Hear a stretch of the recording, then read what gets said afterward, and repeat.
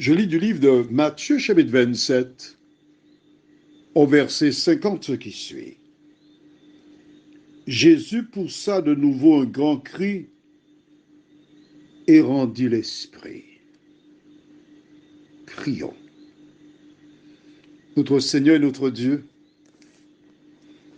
nous revenons vers toi en ce matin, d'abord pour te louer et te bénir.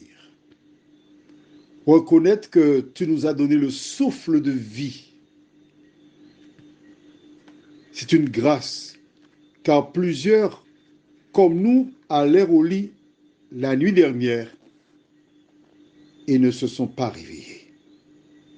Tandis que nous allons prendre le temps de découvrir la parole, que le Saint-Esprit descende sur nous afin de nous instruire lui-même, de telle sorte que nous soyons en mesure de comprendre la parole, nous t'en prions, au nom de Jésus et pour ta gloire éternelle. Amen. Nous rappelons que Jésus se trouve sur la croix. Depuis l'heure de midi, des ténèbres couvrent la terre. C'est un moment difficile,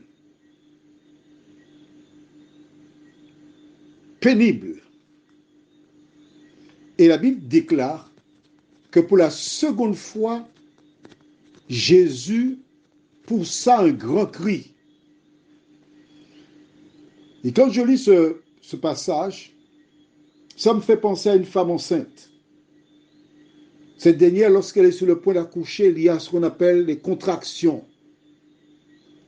Et quand le moment arrive, elle pousse un cri. Certaines, elles enfantent comme une lait de compost. Mais il y a d'autres qui poussent un cri. Et lorsque l'enfant vient au monde, il doit pousser un cri. Mais son cri, c'est un cri de désespoir, un cri de souffrance, parce qu'il passera sa vie à crier, à se plaindre, à souffrir à cause de la présence du péché. Maintenant, la Bible déclare que l'homme a été créé à l'image de Dieu. D'accord? Or, le verset du jour nous indique que Jésus rendit quoi? Lis à nouveau. Jésus poussa de nouveau un grand cri et rendit l'esprit. Il mourut. Lorsqu'une personne décède, l'auteur parle d'esprit. Mais est-ce un esprit? Allons dans Genèse chapitre 2.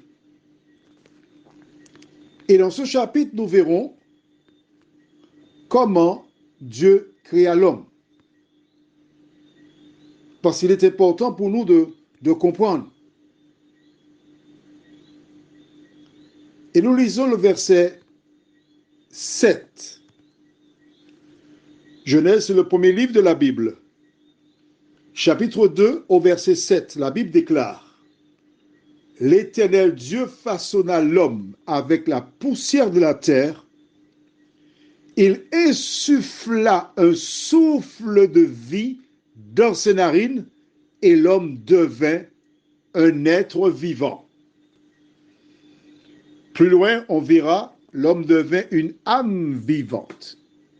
Donc l'homme est constitué de quoi? La poussière de la terre, le souffle de vie, et le troisième élément le plus important, c'est la volonté de Dieu. Je voudrais utiliser une métaphore pour t'expliquer cela. L'homme, c'est l'ampoule. L'électricité, c'est le souffle de vie.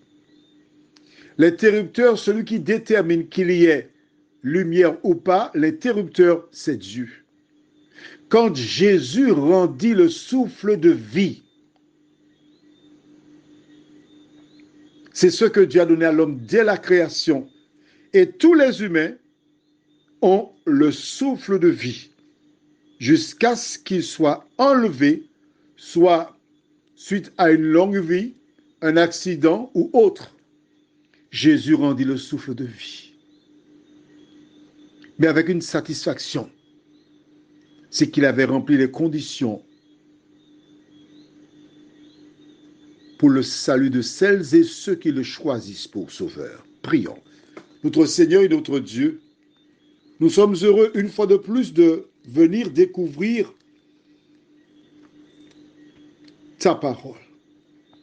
Merci pour le Saint-Esprit qui nous a dirigés, conduits dans la connaissance de la vérité. Et cet esprit maintient cette vérité dans notre cerveau, afin que rien ni personne ne vienne nous détourner de la saine doctrine, mais que nous puissions vivre à partir de cette doctrine, nous t'en prions, au nom de Jésus et pour ta gloire éternelle. Amen. Je te souhaite une bonne journée.